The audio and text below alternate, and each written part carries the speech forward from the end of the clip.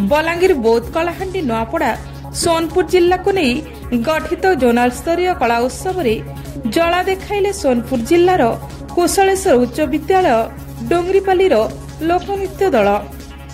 सोनपुर जिलार प्रथम स्थान अधिकार करिथिबा कुशलेश्वर उच्च विद्यालय डोंगरीपाली लोकनृत्य दल जोनाल स्तरीय कला उत्सव लोकनृत्य विभाग में तृतीय स्थान अधिकार करी जिलार नाम को गौरवान्वित करिसंती। तेबे आज जोनाल स्तरीय कला उत्सव बलांगीर जिला टाउन बालिका उच्च विद्यालय बलांगीर रे अनुष्ठित होइथिला।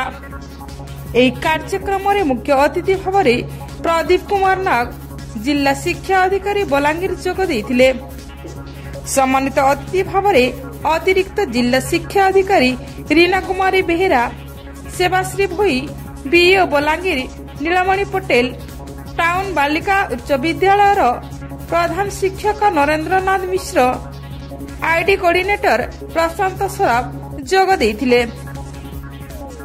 कार्यक्रम संयोजन करथिले अलका दास और राम गोपाल खमारी शर्मा।